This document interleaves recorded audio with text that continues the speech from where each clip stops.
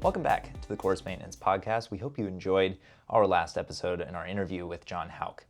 We filmed almost 2.5 hours of footage with John, and we had a lot of leftover footage. So we felt like it was a good thing to share that footage with you. So we've got about an hour of content talking about general course design as well as a few other topics, and we hope you enjoy the episode. So without further ado, let's hop right in. Happy listening. Yeah.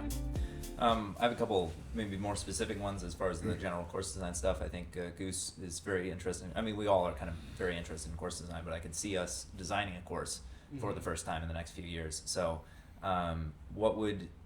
when you get an email from somebody to come look at a property, like what are you starting to look at when you first arrive? Like what are the basic things that steps. Obviously you have to listen to what the client's looking for, but on an even playing field sort of a thing, what are you just looking at initially to start the design? Very first is usually feasibility.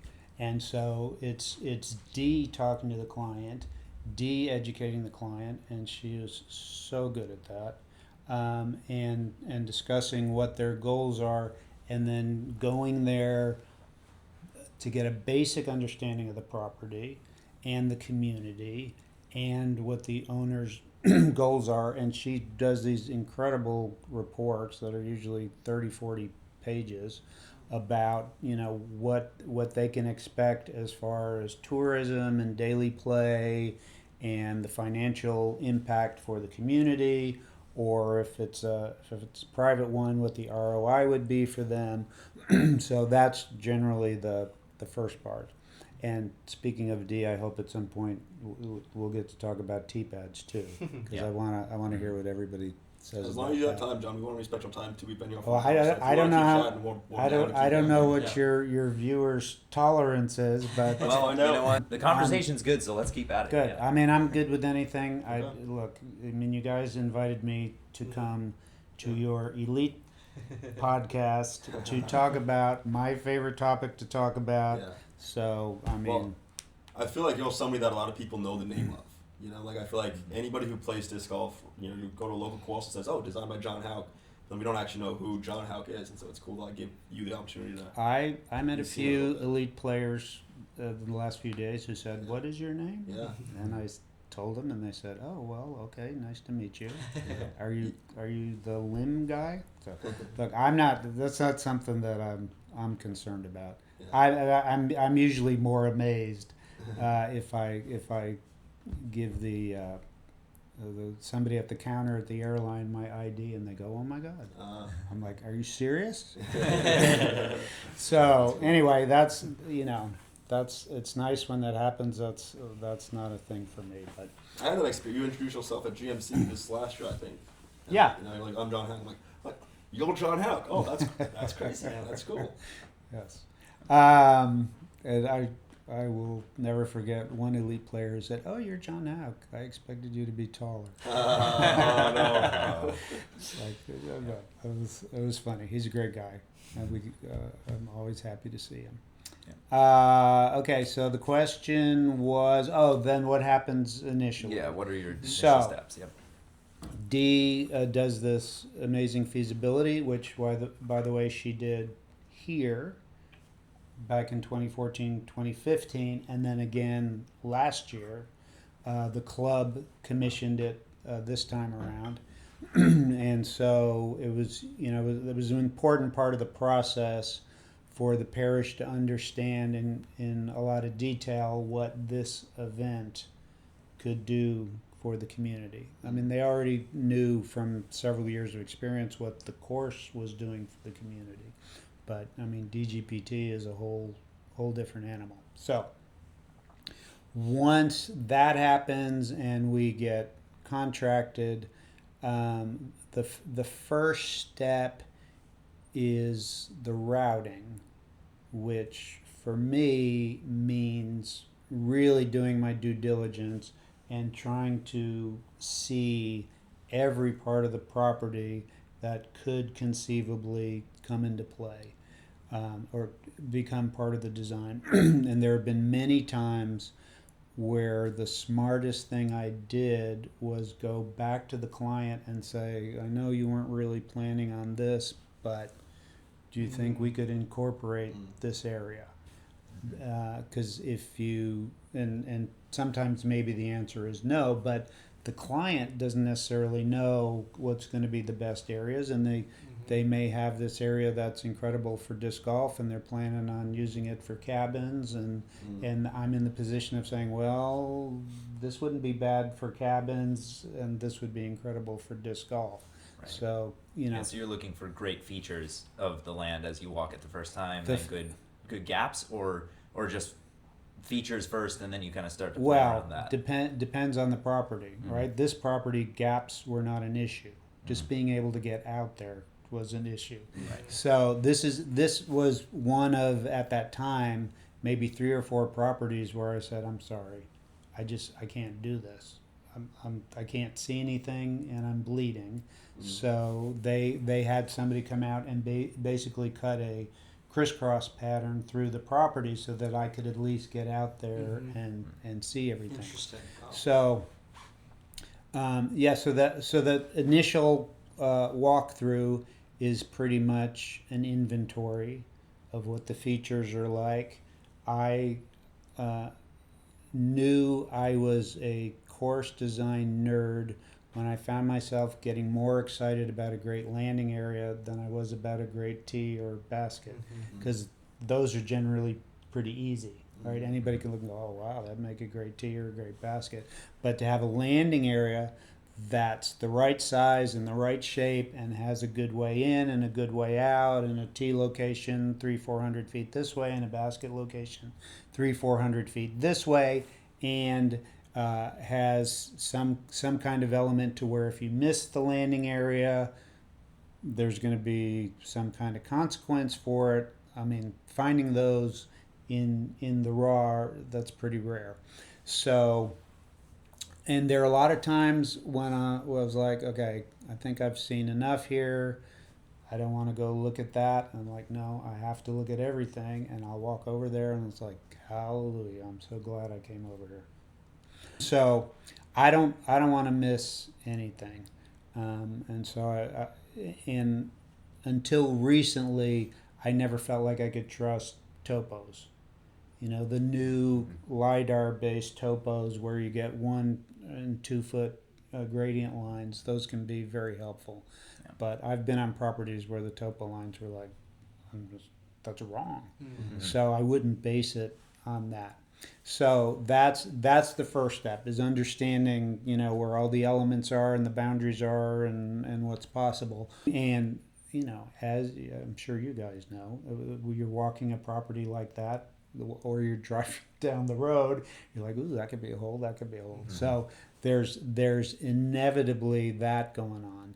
And then it's a matter of, you know, taking the 100+ holes that you can envision and cutting them down to an 18-hole all-star team that all works together.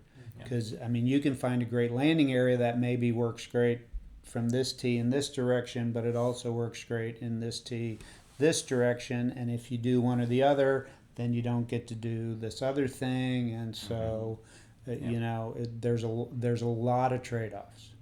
Always a lot of trade-offs. I 100% understand this. My parents have a bit of property, and I've worked on a number of different layouts, and I've poured a few tee pads on one course that I have kind of like set up, but it's going to be a shorter one. But then the longer course that I want to design, I've reworked that like 3-4 times already, because it is so easy to just be like, oh, well, if I do this, then like, okay, this doesn't work, but then I can go over here, and there's so many different things. Another question I had that Goose has brought up a few times is par threes. Do you design your course around the par threes? Because I think, Goose, I don't know if you want to confirm or deny this, but you have said a number of times to me, at least, that you like to see things designed around the par threes because you can build a par 4 or par 5 much easier, right? Again, this comes from somebody that's never designed a course before. But when I play a course and it has an amazing par 3 or a couple of them, I'm like, that's so integral to the course, versus the 4s and 5s to me seem like, oh, well, you can just, you know, put the basket way out there, put the tee pad over here, and you can kind of make a hole into a par 4 or 5. But the threes are the really tricky ones to find the There's shots. definitely something to that, and if you have a good landing area, right now you're automatically looking at a par 4 or 5, Right. and if you can find a good tee and a good basket, then you're happy, and there may be multiple ways to do that, but really good par 3s are jewels. Mm-hmm. Yeah, absolutely. And there will be times when um, tee to landing area could be a hole in itself, and that makes sense, and you wind up doing it that way.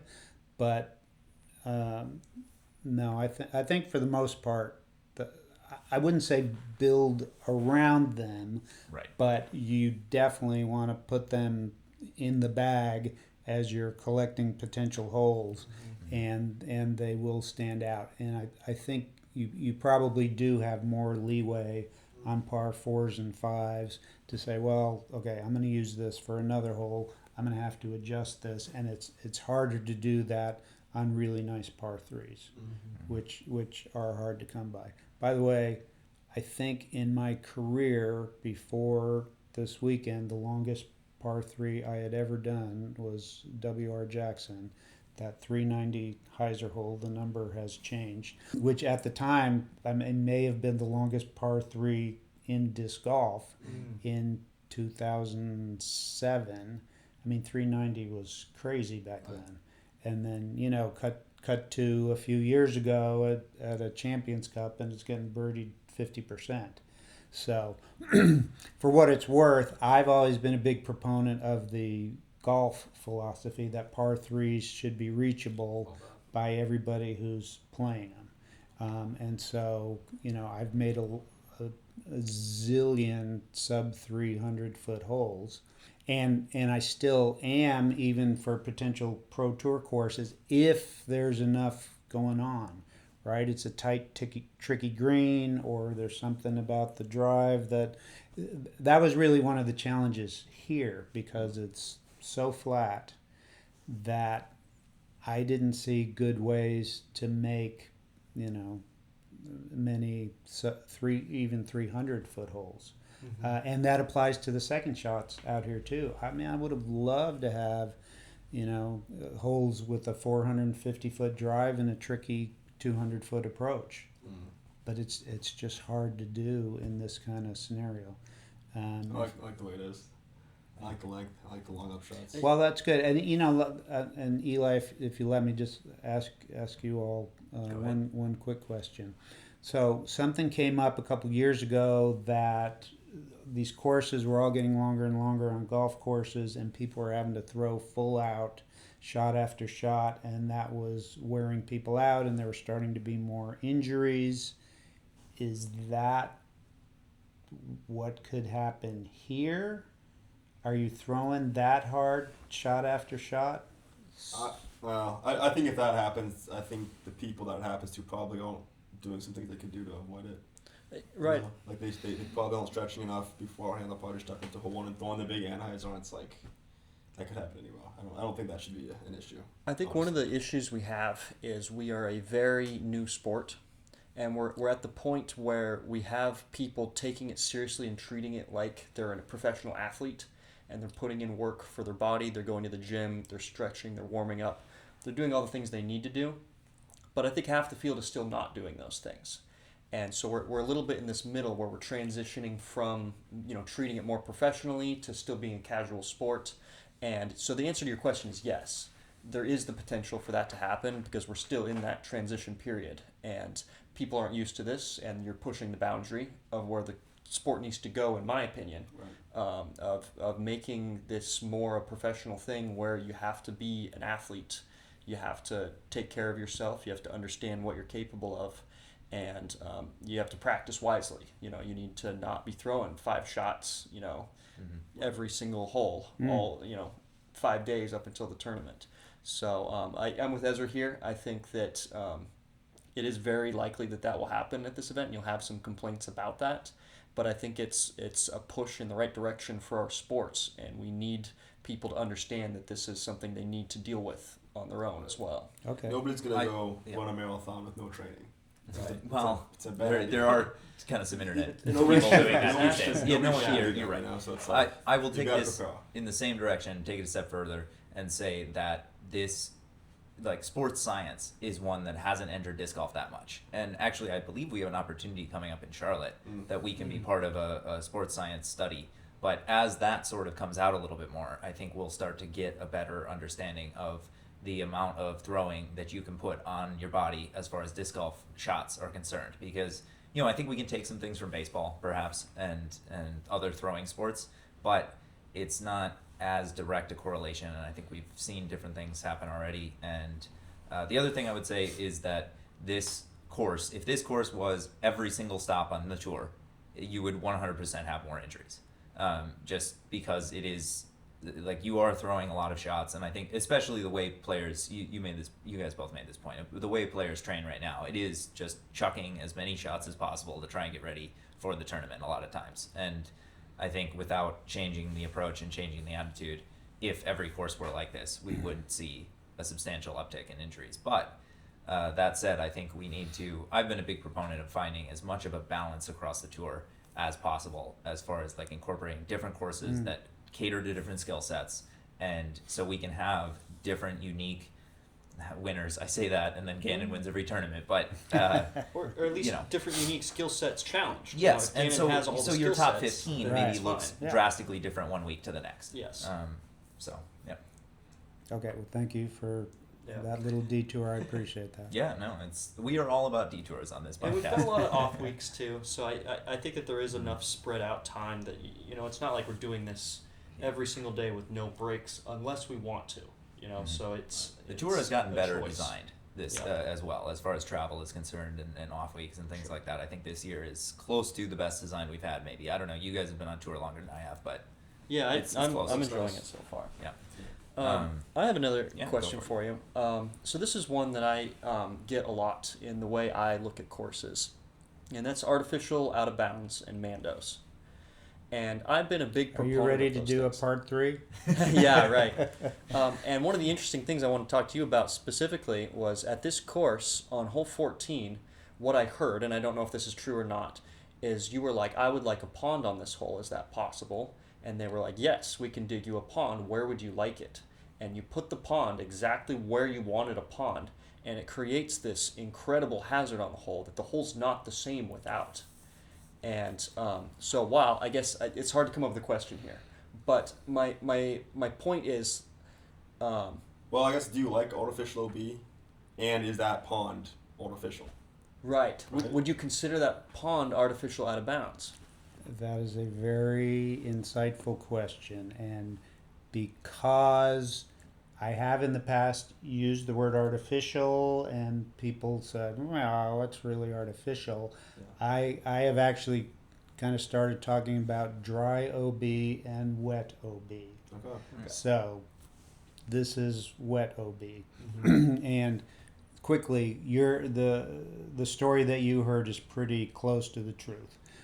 Really what it was is, you know, the canal was not part of the original course. When we put in the new holes, and hole 3 is throwing down the canal, which is beautiful and creates great challenge and opportunity.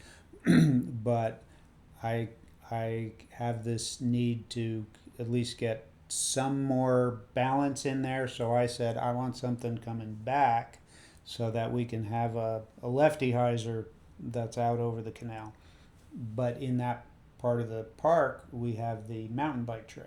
Okay. So I met with the guy who put in the mountain bike trail. Very cool guy. His name is Errol. Did a ton of work on it. Did the plans. A lot of maintenance for it. So it's really his baby. And I had actually come up with an alternate route for it to say, okay, if you can route it this way, then I get this part of the canal and I can make the shot I'm looking for. And he said, well, the place you want to put us in is low. It would take a lot of fill. And this is the last stretch of the whole trail. So we've got a bunch of jumps and stuff built in. And I don't really think that's going to work. And he said, why don't you put in a pond? And the parish thought about it for about 10 seconds and said, yeah, we can do that. So Money's nice. That's amazing. Yeah. Money's nice. there you go. And they actually got another department, the drainage department, to come out and dig it. And and those guys were awesome. Reggie, if you're listening, please come to the tournament. And all the other guys. I loved working with them. I loved just talking to them every day. They were great. It took longer than we thought, and there were problems and things like that. But the parish, and I don't mean to say that the parish sending another department out there means it's free, because A, these guys are getting paid, and B, they're not doing their regular job, so there's something to make up for there. But that's how it happened, and that hole would have been designed completely differently if it didn't have a pond. So anyway, that's and I also was very insistent as much as possible that we be able to shape it in a way that it could come into play on 13 as well. Yeah, no, So, and I that think works out really well. I think to have the green there. we were pretty successful with that. So yeah, it's an integral part of the whole. The whole was basically designed around it. / the pond was designed around what we wanted the hole to be, and that's how it happened. And I heard, oh my God, what's the name of this company that does the simulator? Tech Disc. Yeah. I heard that they are sponsoring Hole 14, and they're doing something where maybe people can play Hole 14 in the comfort of their home. Nice. I'm That's gonna have interesting. a a call with them probably tomorrow because they wanted some more details about it. But anyway, Cool. that's going to be a very featured hole. So anyway, can't stand dry OB, people putting down ropes, arbitrarily. I'm gonna try not to rant for 20 minutes, but That's what we are. We'll the main, there's a lot of factors to it. What I've kind of boiled it down to, and what most people can relate to, is the punishment needs to fit the crime. So there's always going to be field goal type situations where if you're between here and here, it's all good, and you miss it by a little bit, you're out. That's how that goes. But I think our sport is better when it's kind of like golf, where you miss the fairway by a little bit. Now you're in the first cut, or you're in a sand trap or something, and if you make a great shot, you can save your par, save your birdie, and you're very happy, and the spectators are very happy, and you deserve that second chance. And that's built into so many sports, right? Our goal is birdie, and you miss your drive by a little bit, and all of a sudden you're taking a stroke, and sorry, no birdie for you. I mean, it would be like in baseball, where your goal is to hit the ball, and you swing and miss, and it's like, okay, sorry, you're done, sit down. Right. Or, bowling, where your goal is to get all 10 pins, and you get 7 on the first ball, and I'm like, well, sorry, you're getting a 7. You don't get a second ball to try to pick up your spare. Or I put up a runner from the top of the key, and somehow it hits the rim, and my teammate Ezra gets the rebound, and as he's ready to go up, the ref blows the whistle and says, well, yes, in my mind, in my mind, that's what happened. But no, you get one chance to make the shot, and you didn't make it, so the other team gets the ball. Or imagine football with one down. I mean, in Canada, you at least get 3. So it's much better if a small mistake, and I don't even want to say gets a small punishment, I want to say gets an opportunity, right? Now we're going to put you in a position, and I hope we see a lot of this weekend, because we've been very deliberate about that. I'm going to put you in a situation where you made a little mistake, you're off your game plan, and now you have 30 seconds plus whatever time it takes you to get up to decide what kind of shot you're going to make. And that's your opportunity to show us why you're the best in the sport. because you can figure that out, and you can make the shot that you didn't plan for, and it does amazing things. And even for recreational players, I mean, who is having a beer with their friends and says, "Oh man, I put my drive down the middle and I put my second shot under the basket and I dropped it in and I'm the man." Those the ones you talk about are, I had my back up against a tree and I had to throw this angle with this disc at this speed and I hit everything perfectly and I saved it and I'm the man. So I just think the sport is so much better if we give people those opportunities rather than slapping them on the hand and said, "Sorry, stroke penalty, go try again." Now, the counter to that is, well, how is a pond different? Mm-hmm. Number one, it's psychologically very different. Oh, agreed. Number two, if I'm doing my job well, it looks like I was not making these decisions and imposing my will every there. It looks like the whole thing was natural and it was supposed to be. Of course, the downside is if I do that well, then people go, "What did he even do? I mean, it was already here."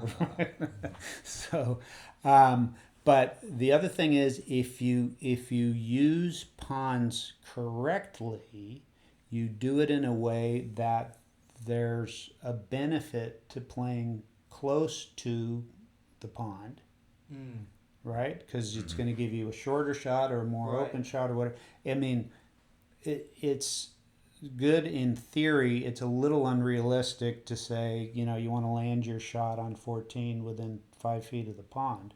But if you're within 5-10 feet, you potentially have that whole wide open fairway to use rather than going through the trees. But what I think I was pretty successful with, as you get away from the pond, whatever gaps you're looking at get tighter and harder. So there's a benefit to playing close to the water. It's not arbitrary OB. There is strategy to it. So in those cases, for the aesthetic values, for the fairness, and for the strategy, if you do water OB correctly, it can be a great addition to the course. Whereas somebody's like, "Okay, well, this hole played too easy, so let's tighten up the rope." That's just, and I don't think it sends a good message to the world that that's what this sport is. Mm-hmm. I mean, it's easy to imagine some parks guy going, "Well, we have a pretty wide open park and we want a disc golf course, but I saw it on TV, so we can just use that park and put down a bunch of rope and we'll make a course." Because that's what disc golf is. I will push. Go ahead. No, go ahead. Let me just say this. I love that concept of there needs to be a reward for playing close to the pond. I don't think I've quite viewed it like that, but I think that's a really cool way of looking at it. And it's so true in so many cases. I mean, hole 3 is the same, or 2, 3, 4. That par 5 is the same way. Mm-hmm. You really get a reward for cutting it close to the canal, keeping yourself out on that road, and you get really good footing and a really nice shot. So I guess I hadn't really thought of it that way, but I like that, the way you're saying that, and how to use the water to your advantage. I'm glad you see that, because that was absolutely, you're going to have a better line and more room and fewer trees to worry about if you wind up closer to the canal. Yeah. Exactly. And that can be tricky to do, but if you can do it, it's worth it. It really adds to the water out of bounds element, for sure.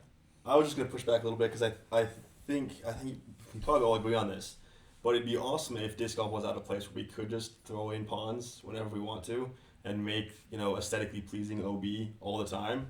I feel like disc golf's not at that point yet. Unfortunately, a lot of places we don't have that liberty. So how do you feel about those situations where it's like we don't have, how much it costs to add a pond, but we can just put some string up and make a challenging hole? Right. So obviously that's the case. I feel very fortunate that I have a number of clients who have the ability to make the ponds. And by the way, a lot of times it's them, with a Mini X or whatever, digging the ponds themselves. So it's not a huge cost factor necessarily. So now the question boils down to, we can't make that kind of feature. What do we do? And people will say a lot of times, well, that was the best we could do. We couldn't do it without rope. Yeah. And I don't want to talk about anybody else's design. I will just say, for me, if I ever feel like I'm in that situation, I just go back to the drawing board and keep saying, find a way, find a way, find a way. Maybe I have to move a good section of the course to avoid this part that's so wide open, but I want to spend the time to find that solution, and sometimes I drive myself crazy, and sometimes it's where we're at is good, but I don't want to stop at good. I want to do better, and I don't want to walk away until I feel like I did the best I could. So, and I personally have not ever found myself in a situation where I couldn't find an acceptable solution and the only thing left was to use rope. And just one last thing real quick, more and more clients, thank God, may not be able to or willing to dig ponds, but they are almost always willing to plant trees. And Right. so That's a good point. yeah, so more and more they're like, oh, you want us to plant trees? We love trees. Yeah. We don't know how to water it, but we'll figure that out. So I guess my one to push back on you as well is, let's go back to hole 14. What hole 14 really does well is it makes you decide. Am I going to go for this very aggressive tee shot to get myself up into this landing zone where I can birdie and risk being out of bounds? Or am I going to lay up and play for par? And it's a really good hole to add to this course. It adds an element that we don't see on a lot of your other holes, where you have that like, oh, I have to make a decision of, do I want to fully go aggressive across it or do I want to lay up before it? And if they hadn't had the money to like build the pond there, you could accomplish a very similar thing. Obviously, you're missing the water, the losing the disc aspect of things, but you could accomplish the same hole with just the roped out of bounds in that same situation. And you get that same risk-reward feature of, do I go across, do I stay here? Would you ever like just leave a hole like that on the course? Because it's a good hole, you know what I mean?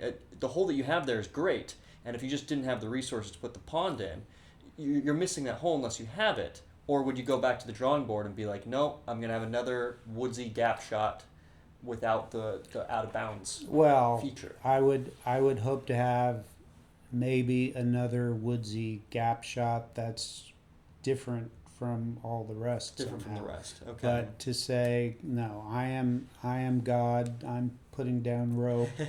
And where you want that. right. Okay. Yeah, so I wouldn't do that. And if you were willing to do that, you could put the exact same hole on pretty much any property anywhere. You're like, oh, I like hole 14, so I'm just going to go to my park and rope off that same pond. And I mean, obviously, there's other things that would be involved, but it's important for the character of the course that it make the most out of what's there, or adding a pond that hopefully looks like it was there or was at least meant to be there.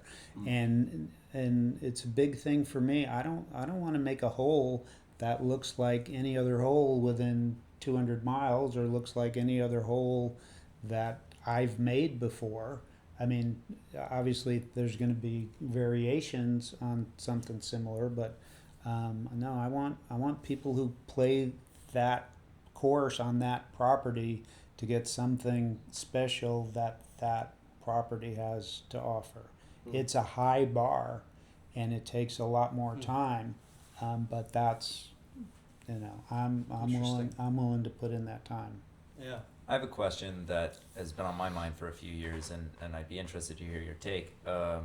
What would you think, and maybe this is a cool project in the future for someone or yourself or anyone, but I've had this in mind of like, what if you just took a piece of property that was wide open and had nothing on it, and maybe it has some elevation or whatever, and you were like, all right, I get to do exactly what I want, or no elevation. Let's just say it's flat, and you just have ultimate resources, ultimate thing. Like, would you ever think of designing something like that, or maybe you've already done something like this and laid it out, and like you have every single hole exactly how you want to, and then when the money comes around in disc golf, not that it may never, but in that way, like that's how golf courses are built, correct? You can build the hill to create the elevation. You can exactly dig the like they build a lot of those things, and so like have you thought about that at all? And if so, like I don't know, I think you get my gist.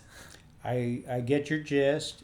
I think that would be probably worth doing, and it'd be a fascinating project.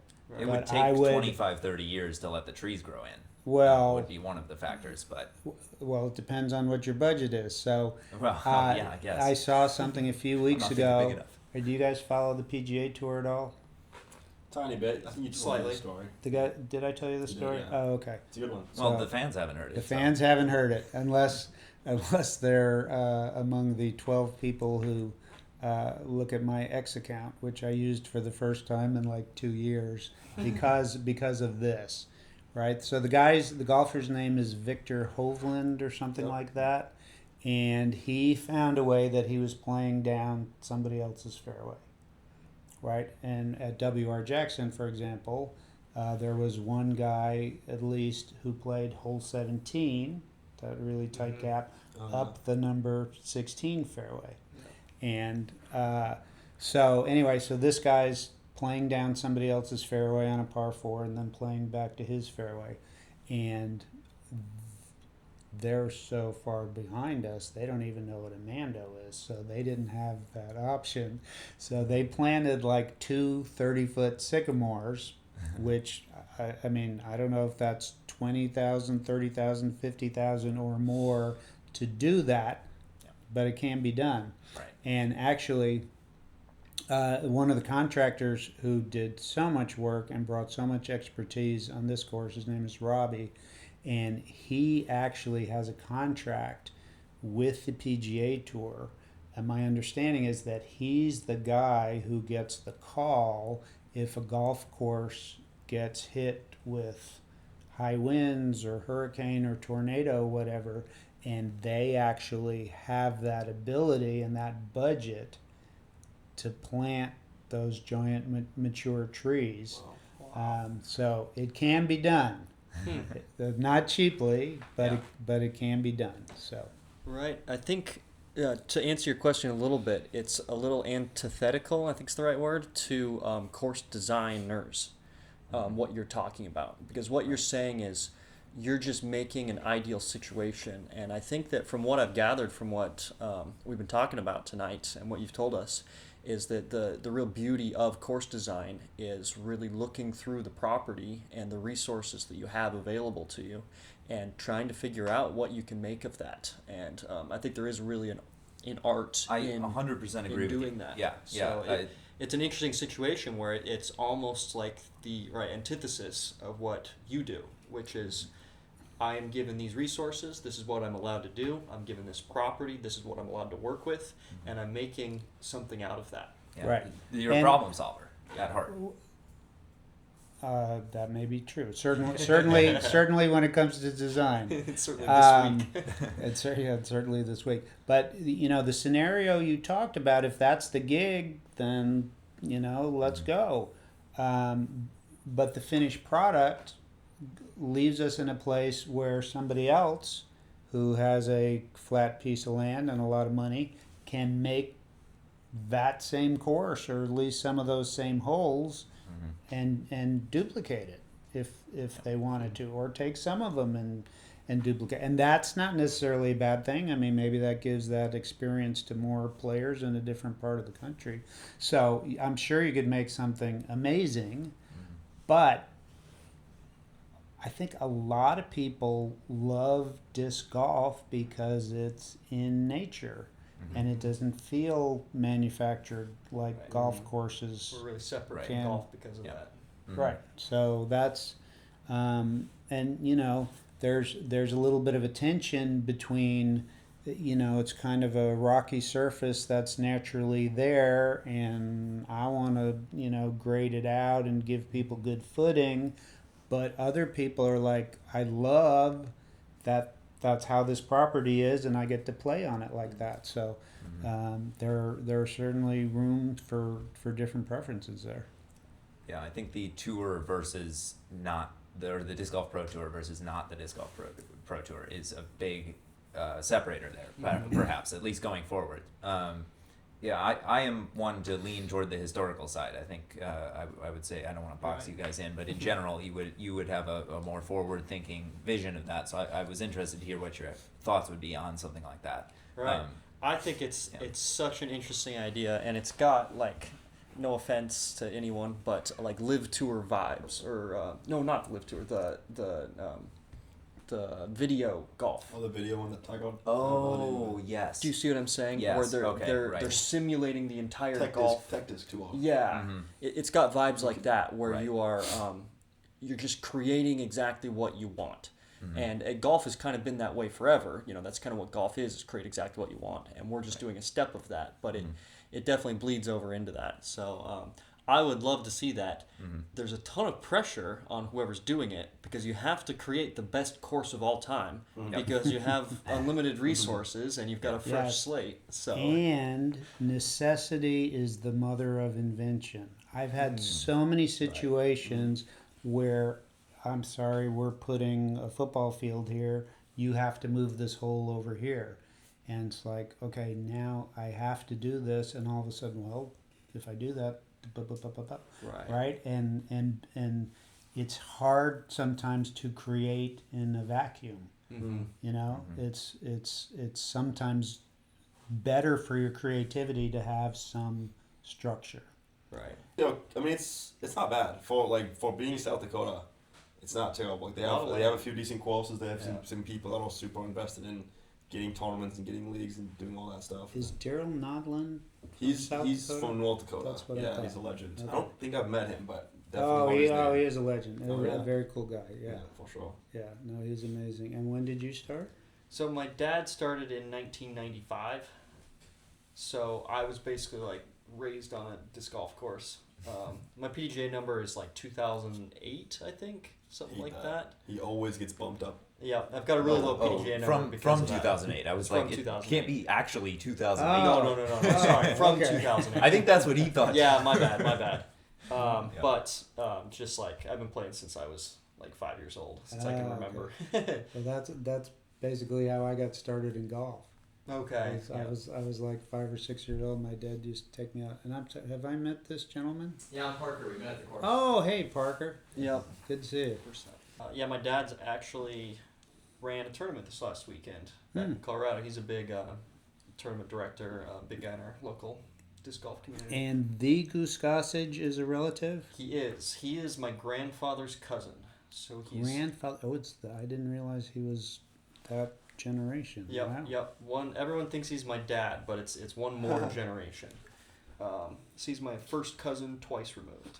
Okay, and Kale Leviska is somebody's something.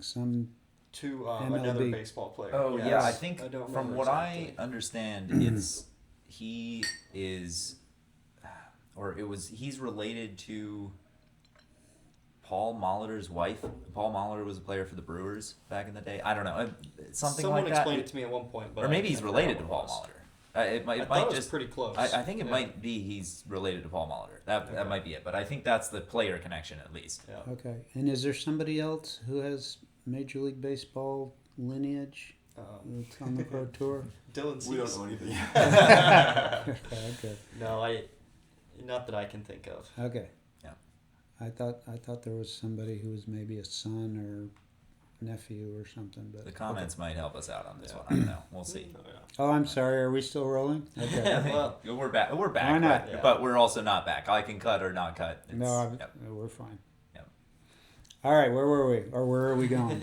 I had one question. I guess we can just jump into this one. More general course design stuff. Just kind of like, with in mind that the three of us will be designing courses at some point. What is the biggest mistake you see in course designs from people, and how do you, I guess, avoid that? or yourself, like what So Or yeah, looking back. I've never made a mistake. I like that confidence. I like that. I love it when they Except ask for the whole London. presidents that question. Yeah. It's like not going there. The biggest shocker to me is the number of courses still to this day that throw over sidewalks or past playgrounds or next to the street, and in enough cases from people designers who should absolutely know better. I see that and I'm just, how is it 2025 or 2026 and we're still doing this? I mean, we've got to know. There was a course, I guess 2024, Bryan, Texas, designed by the local players, and there's shots going into a backyard. I mean, how do you do that? And in this particular case, one of those backyards was the mayor's backyard. So they called us for help, but by the time we got there, it had already been yanked. But it's just, it doesn't need to be that way. And people think, oh, we're throwing over sidewalks. Players are going to watch pedestrians. Pedestrians are going to know what's going on. And it's just, that's shocking to me. And it's more potentially damaging to the reputation of the sport and to individual people than making a hole that's a shot and a half. It kind of goes back to what you were saying earlier about the first step is looking at the resources, looking at what people are after and things like that. And I think that kind of falls into that category of like, if you're designing it in a public park or things like that, it's one of the big criteria. I'm sure the city or whoever's putting it in, the stipulation is we need people to be safe. We need this to be a public park where we don't have issues. Probably know the answer to this, but you do a practice round at every tournament. Mm-hmm. Do you do anything else in the video world besides this now? We've been doing doubles battles sporadically last season, and we're trying to keep that a more consistent thing this season, especially with the Presolve Championship being a doubles event. So we've done a couple one-off kind of videos too, but those are the only two consistent things, and now we're adding the podcast as something pretty consistent. Okay, now I have to ask you, because somehow I saw this. You and 2 or 3 other people rolled a carpet out there that was 2 feet wide. Goose is one of them. Yeah. Is that right? Yeah. And we're hitting it from 400 feet? Yeah, it was the 1 yard wide fairway challenge. There was an off season where I got pretty bored and I wanted to make some of these fun videos, and I spent $1,000 basically on that carpet, cut it up into strips that was like a 1 yard wide, rolled it out, and then we made a couple of videos, tried to hit it with a puddle, tried to hit it with a distance driver. We basically hit it every time. Yeah, that's the thing. It's somehow it was no trees. We could just hit the gap exactly right. Just kidding. It was impossible. It was so hard. Was that out there for hours to get a few shots that actually, because that looked just crazy to we me. threw our whole bag several times, definitely. Yeah. It was a lot. Oh, Parker was also in that video. Parker was on that one. Yeah. He wasn't doing the 450-foot distance mark that time. That was the single shortest distance he was throwing. When I think back to Parker throwing short, it was like that video. It's like okay. He throws far out. I enjoyed watching it. It was a great concept, but I would say if you can do that, you got nothing to complain about on this course. Right. No, that's a good point. Just imagine the carpet out there and hit the carpet. So okay, That was a good. fun video. Wow. Yeah, a lot of fun little videos like We that. did the gap challenge too. We had 2 walls. We kept moving that title. Yes, I saw that. That was cool. So we'll keep that one in mind for this course too. Yes. I think that one's a little closer to what disc golf kind of is. It's what gap is actually feasible for us to hit at what distance. Actually, that is a great question. Yeah. Essentially, is does the PGA, because I went through and I couldn't quite find this one, but I feel like I've seen it at some point, is there a gap width to distance ratio for different skill levels in the same way that there is I know there's a chart that is distance for pars and then distance, there's distance of water carries and things of that nature. So is there a similar one for gap to distance ratio? There is a gap to distance ratio. I have never seen anybody put it on paper. Okay. But I mean, we all kind of know. Yeah. But remember, it depends on where is the gap in the fairway. Where are you going to pass the gap? I mean, those all factor into making that decision. I used to use, just as a handy rule of thumb, a 10-1. So like a 5-foot gap, 50 feet off the tee, good players should be able to hit that. I see what Or, you're you know, saying. 10 feet by 100 feet. That was a ratio where I figured for good players, I shouldn't have to worry. They should be able to do it. Anything tighter than that, then you know we got to think about it or test it or whatever. So, no, I don't think it's formalized. And if you wanted to formalize it, you'd have to have all those other factors involved. Yeah, I feel like that's something you could take the time and test a bunch of different skill levels of players. You know, you'd want to build a pretty robust data set if you were going to lay out a general guideline as the PDGA, in my opinion, on that. And there's a lot of skill sets that go with it. It's like how much touch, how much speed do you need going out of the gap? What do you need it to do after it goes out the gap? How high or low is it? There are a lot of other factors. This goes back to the like science-based thing. I was talking about that earlier with like regard to injuries and stuff like that. But I think We just again, need more data we need in more disc data golf. and more data sets and data scientists essentially to come in and say like, hey, what are we looking at here? Because there are so many factors. You're right. I started thinking about that, and it's like, okay, what mile per hour is this person throwing versus that person? Even if we call them, they're rated the same, right?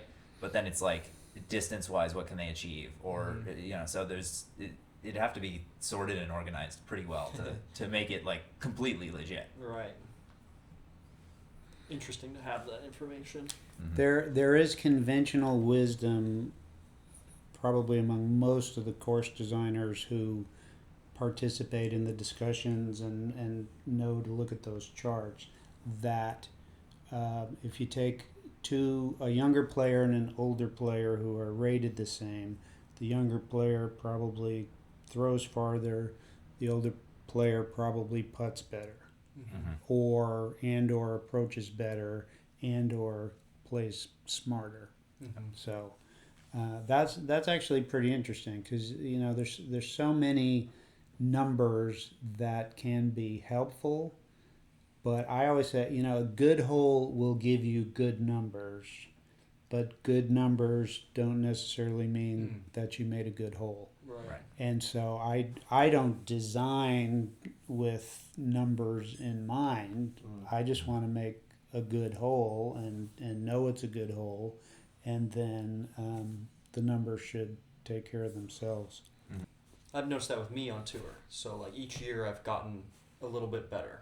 And that's that experience you're talking about. The older player is better than the younger player in certain regards. And I wonder if that's experience in that I've thrown the shot so many times I'm better at executing it, or if that's the experience in that I just make smarter decisions now, or I understand my game better, or things like that. So it's interesting, like what exactly are the elements that go into that.